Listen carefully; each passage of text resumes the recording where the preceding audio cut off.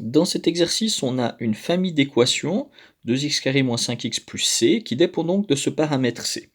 En fonction de la valeur que va prendre c, comme c'est une équation de deuxième degré, on aura parfois deux solutions, parfois une solution, et parfois pas de solution. Et donc on nous demande de trouver les c qui correspondent à chacun de ces trois cas. Donc on va calculer le delta de cette équation. Pour ça, les coefficients, on a a égale 2, b égale moins 5 et c égale c. Donc ça va nous donner delta b carré, donc moins 5 au carré, moins 4 fois 2 fois c. Donc si on simplifie, ça fait 25 moins 8c. Voilà, donc ça c'est notre delta. Donc si delta est positif, on aura deux solutions. S'il est négatif, une solution. S'il est nul, zéro solution. Donc on va faire le tableau des signes de ce polynôme 25 moins 8c. Donc on a un polynôme 25 moins 8c qui va s'annuler lorsque, eh bien, si on résout 25 moins 8c égale 0, on obtient 8c égale 25, et donc c égale 25 sur 8. Donc ici, on a 25 sur 8. Le polynôme, il s'annule donc en 25 sur 8. Le signe de c, c'est moins, le coefficient c'est moins 8, donc le signe est négatif, donc elle va finir par être négative, cette droite, et elle est positive avant. Donc voilà, on a tout ce qu'il faut dans ce tableau. Donc si c est plus petit que 25 sur 8, delta sera plus grand que 0, on aura donc deux solutions. Si c est égal à 25 sur 8, delta est égal à 0, donc il y aura une solution. Et si c est plus grand que 25 sur 8, delta est négatif, donc pas de solution. Voilà. Si on regarde sur GeoGebra, donc ici, bon, j'ai laissé M pour le paramètre, mais c'était C dans notre cas. Donc si C est négatif moins 6 ici, on voit bien qu'on a deux intersections. Si je fais augmenter C, la parabole monte. Et donc, il y a un certain moment ici, à M égale 3, on a encore deux solutions. Et puis, par contre, 3,5, c'est fini, il n'y a plus de solution. Donc là, mes M ne sont pas assez précis pour que je voie le 25 sur 8, mais il y a bien un cas où je vais avoir une seule solution entre 3 et 3,5, et on a vu par calcul que c'était à 25 sur 8. Même chose pour la question B.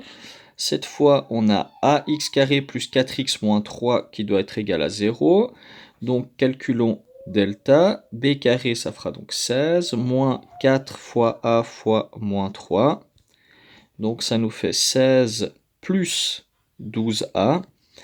Et on aimerait essayer de trouver quand est-ce que delta est positif, négatif ou nul. Donc, ce 16 plus 12a, on va le mettre aussi dans un tableau des signes. Donc, si on cherche quand est-ce qu'il s'annule, 16 plus 12a égale 0, on aura 12a qui est égal à moins 16, a qui est égal à moins 16 sur 12. Si on simplifie par 4 en haut et en bas, on aura moins 4 sur 3. Donc on a une valeur moins 4 sur 3 ici qui va annuler le polynôme. Cette fois, le coefficient du a c'est plus 12, donc ça va finir par être positif et ce sera négatif avant. Donc voilà, si a est plus petit que moins 4 tiers, delta est négatif, donc pas de solution. Si a est égal à moins 4 tiers, on a que delta est égal à 0, donc il y aura une solution. Et si a est plus grand que moins 4 tiers, delta sera plus grand que 0 et il y aura donc deux solutions. Même chose pour la question C, calculons delta, donc ce sera b carré moins 4 fois 7 fois 7, donc b carré moins, alors 7 fois 7, 49, 4 fois 49, on fait 4 fois 50, 200, on enlève 4, donc 196. Donc b carré est égal à, b carré moins 196, et on va donc regarder quand est-ce que c'est positif, négatif ou nul. Alors on va essayer de factoriser ceci. Donc b carré moins 196, ça va nous donner b plus 14 fois b moins 14. Donc b carré moins, c'est b carré moins a carré qui donne b plus a fois b moins a.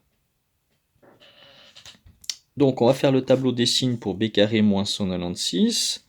On aura cette fois une ligne de plus puisqu'on a factorisé en deux parties. On aura donc b plus 14 ici, b moins 14 ici, puis finalement le b carré moins 196 en bas. b plus 14, ça s'annule en moins 14, b moins 14 en plus 14. Donc b plus 14 s'annule ici, négatif, positif, positif. b moins 14 s'annule ici, négatif, négatif, positif. Et donc on fait le produit des signes. Moins fois moins, ça fait plus. 0 fois quelque chose, ça fait 0. Plus fois moins, moins. Quelque chose fois 0, 0. Plus fois plus, plus. Donc voilà le tableau des signes. Et on peut donc maintenant répondre à la question. Donc si B est compris dans un ensemble qui va dans un intervalle qui va de moins 14 non compris jusqu'à 14 non compris, delta sera plus petit que 0, et donc il n'y aura pas de solution, 0 solution. Si B est égal à moins 14 ou B est égal à 14, delta sera égal à 0, il y aura une solution. Et si B appartient soit à l'intervalle de moins l'infini jusqu'à moins 14, soit à l'intervalle de 14 jusqu'à plus infini, alors à ce moment-là, donc c'est-à-dire dans ces zones ici, eh bien à ce moment-là, on aura deux solutions.